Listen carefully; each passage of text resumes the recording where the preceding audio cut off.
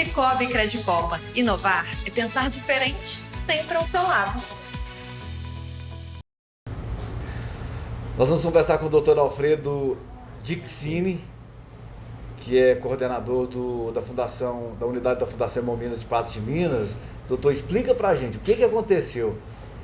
A demanda aumentou ou o número de doadores caiu? Bom, o principal está relacionado ao número de doadores. Eles realmente, esse período agora de dezembro, janeiro, houve uma redução do número de doadores, a procura, né, com relação a vir poder fazer a doação. Em parte, existe toda essa questão relativa às férias, às viagens que existiram, mas também teve impacto relativo às chuvas e à piora das estradas que inviabilizou que algumas caravanas viessem para Patos por conta de não ter a estrada adequada, né? E a questão relativa ao número de casos de Covid que aumentaram, que isso também restringe a vinda das pessoas para poder fazer a doação, visto que aquele período de convalescência, a necessidade de que eles fiquem mais enclausurados, né, para evitar a disseminação da doença. Esses foram os pontos principais que a gente pode falar para a redução da procura por doadores. A demanda, ela se mantém uma demanda estável nesse sentido, mas realmente a conta não fecha no final do dia. Quer dizer, tem mais procura do que realmente doação. A possibilidade, né, doutor? Como é que estão os estoques hoje, doutor? Há um problema maior com relação, como sempre, né, na questão relativa aos tipos sanguíneos O. Esse é um problema grave que a gente tem não só aqui, mas na rede como um todo, mas esses é os que se encontram mais em situação mais crítica no momento, não só aqui, mas na rede Hemominas toda.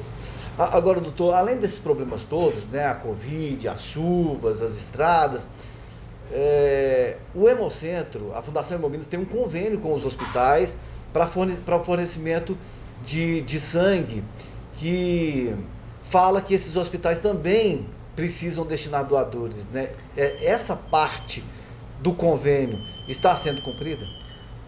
Em parte, sim, né? No momento em que, assim, por conta dessa questão, né?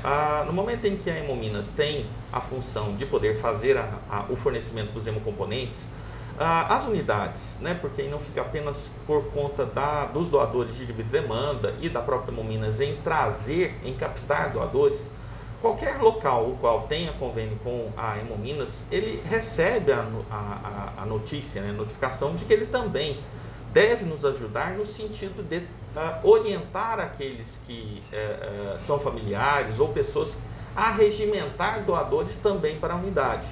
Esse é um problema que algumas vezes existe um consumo maior e que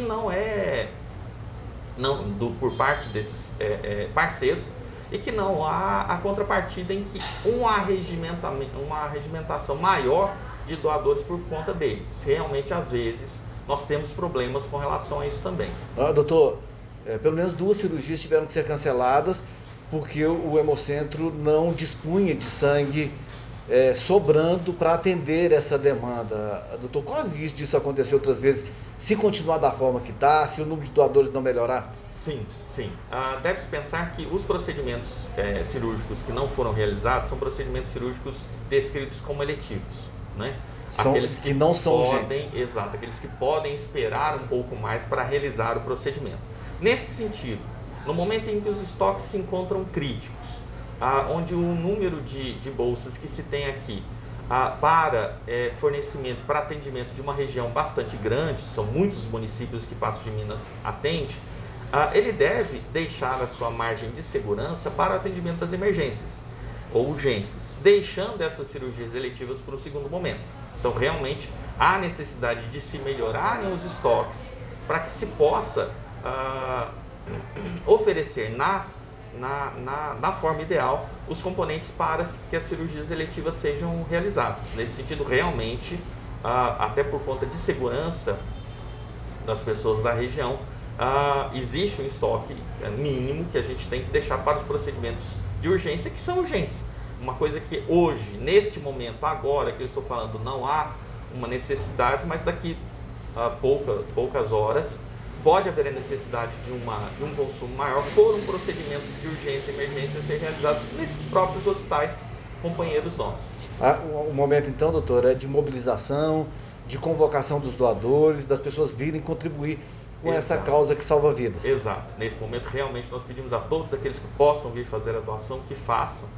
Apenas abro um parêntese com relação a algumas situações de restrição temporária, que seria para aquelas pessoas que fizeram procedimentos estéticos algumas vezes, né, com relação à implantação de piercing, a realização de tatuagem, ou mesmo com relação à parte de botox, que essas pessoas realmente precisam, o tempo, né, para que elas possam vir fazer a doação por conta desses procedimentos é de 6 meses, então isso daí é ruim para a gente, né, nesse sentido que o tempo de restrição, né, que ele precisa esperar depois do procedimento para vir fazer a doação é de 6 meses, e aquelas pessoas que contraíram Covid, né, que estejam assintomáticos, que fizeram o exame e veio positivo 5 dias depois, 7 dias depois de que fez o exame positivo, estando assintomático, já pode vir fazer a doação. E aqueles que tinham sintomas gripais, que fizeram o exame, veio com a positivação do Covid, 7 dias após o término dos sintomas, ele já pode vir fazer a doação. E pessoas que apresentaram sintomas gripais, não chegaram a fazer exames, realmente esse ainda precisa ficar 14 dias após o término dos sintomas para vir poder fazer a doação. É só fazer a marcação no site O agendamento, a melhor forma de realizar o agendamento é pelo site da Hemominas, hemominas.mg.gov.br.